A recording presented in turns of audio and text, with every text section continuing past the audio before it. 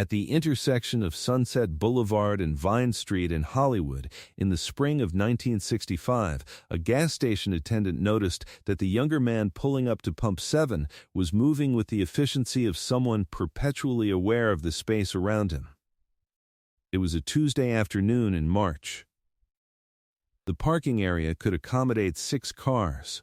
At this hour, only one other vehicle occupied a slot, 3 pumps away. The man who had arrived second was stockier, perhaps an inch taller, with the walk of someone accustomed to occupying more of the world than others had allotted him. He was in his early 30s. The younger man was 24. Behind them both, visible through the smudged windows of the station office, the attendant would later tell the police he had been checking receipts, then looking up at the wrong moment, then looking away quickly, the way one does when the temperature of a room changes without warning. In the next 3 seconds, with 3 movements, the younger man would teach the older one something that would follow him for the rest of his life. Nobody watching that morning knew they were about to witness the exact moment a legend would stop being a rumor and become a certainty. This is the story of what happened between Bruce Lee and the man who made a single, irreversible mistake at a service station on a day like any other day. Bruce Lee had arrived in Los Angeles only 18 months prior. He was born in San Francisco but raised in Hong Kong, educated in Mandarin, English, and the martial philosophy of Wing Chun under the instruction of Ip Man, a master already elderly when Bruce was a boy. The system Ip Man taught was not theatrical. It did not produce champions in rings. It was constructed to end a confrontation through the reading of distance and the obliteration of space. Speed was the doctrine. Economy was the religion. Bruce had taught this system to a handful of students in a small space above a Seattle laundromat before arriving in California. He had given himself permission to be poor. He had given himself no permission to fail. By the spring of 1965, he had opened a small studio in West Los Angeles and was beginning to be known in the closed world of martial arts instruction as a teacher of something genuinely different. Different attracted attention. Attention attracted skepticism. Skepticism attracted men. The man at Pump 4 had heard stories. Men always had. In martial arts instruction, stories arrived faster than truth. There was a school opening. A Chinese kid from Hong Kong teaching some diluted version of Kung Fu to American teenagers. No belt ranking, no katas, no traditional hierarchy. The narratives that reached the gym floors and the wrestling clubs were designed to diminish. That was the utility of a rumor. A diminished legend was not a threat. A diminished legend did not have to be tested. This particular man had been training since he was 17 years old. He was a wrestler primarily with 2 years of boxing, and he carried the assumption that had protected him so far through his life that size was destiny. He weighed 220 pounds. The younger man could not have exceeded 135. The mathematics seemed elementary. At Pump 7, Bruce was checking his fuel gauge with the casual attention one grants a car that has served you without complaint. He did not see the man approach until the man was already there, shoulder moving into the space at Bruce's side with the kind of casual physicality that announces intention. The man's voice was even. There was no anger in it yet. "I heard you teach fighting," he said. Bruce turned. The man was specific about his phrasing. Not fighting with honor, not fighting technique, fighting as though it were a simple thing, a basic transaction of force. "I teach Wing Chun," Bruce replied. His voice carried no correction. He did not elaborate. He did not seem threatened. He seemed, to the attendant watching through the smudged glass, merely to be waiting for the man to finish explaining himself. "Well," the man said, and now his voice carried an edge, a test. "Maybe you can teach me something right now." What he was asking was not ambiguous. He was asking for a lesson. He was asking for humiliation to occur while other people watched.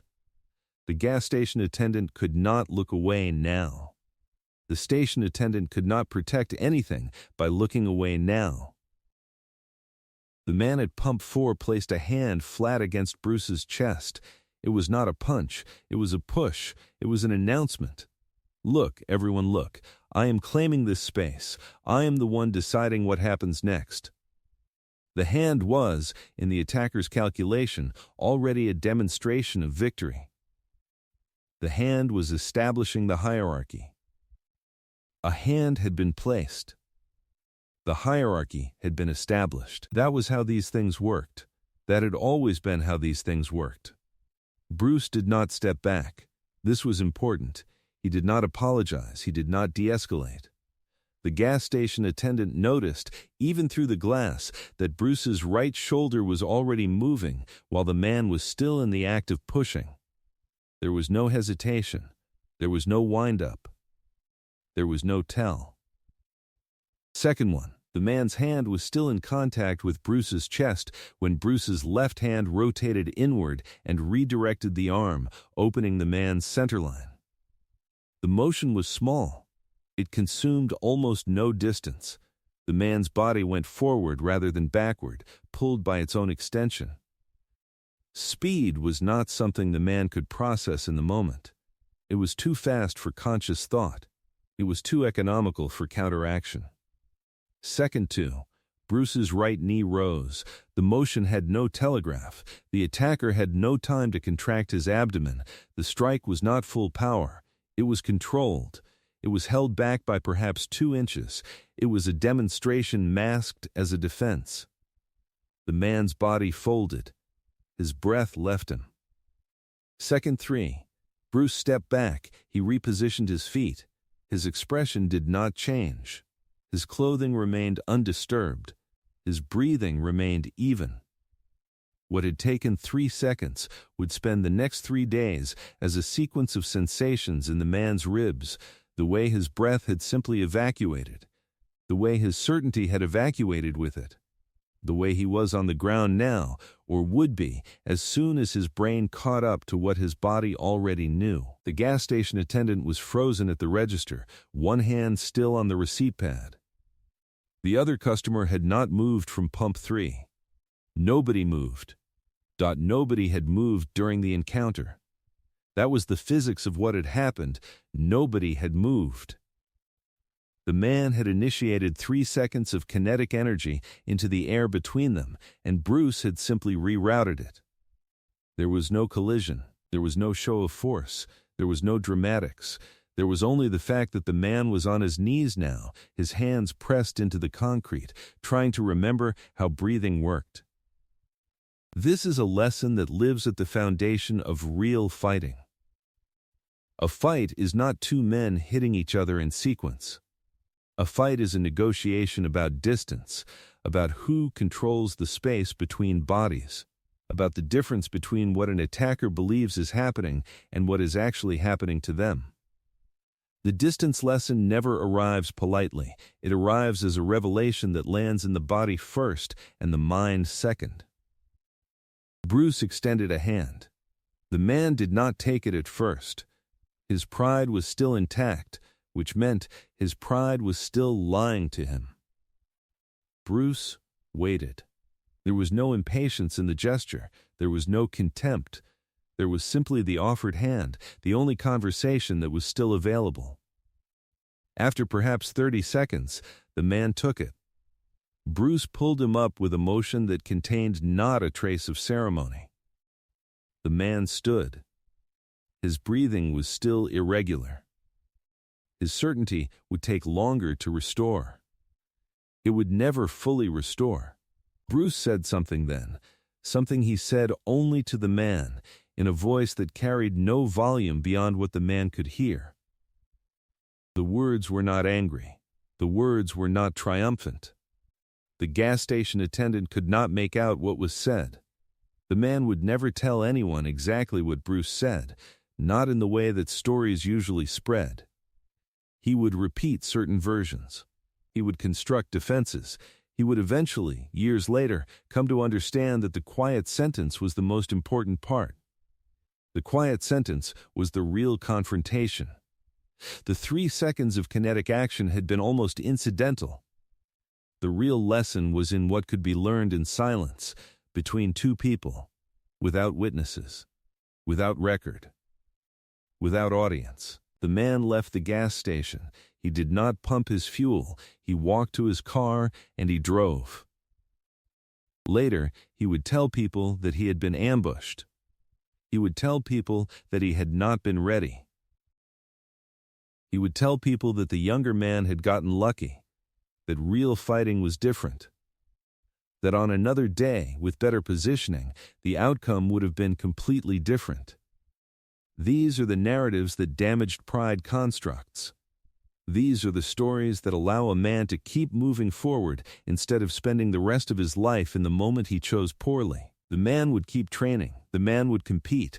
The man would achieve reasonable success in his chosen sport. But there would always be something he had learned at the gas station that he could not unhear. What Bruce Lee was teaching in those 3 seconds was not aggression.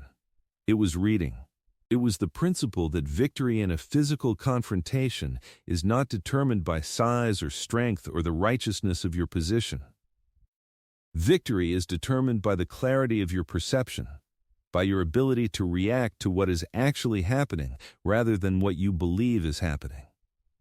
The man at Pump 4 had believed that a hand placed on the chest was an action. Bruce Lee had understood that the hand, once placed, was a liability. The man's own extension had been the thing that defeated him. The gas station attendant wrote down the license plate. The attendant called no one. There was nothing to report. No damage had been done to the property.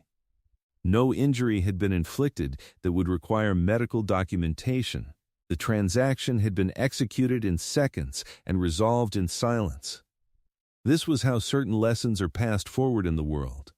Not through formal instruction, not through the apparatus of rank and ceremony, through the singular moment when one man's calculation about what is possible collides with another man's understanding of what is true.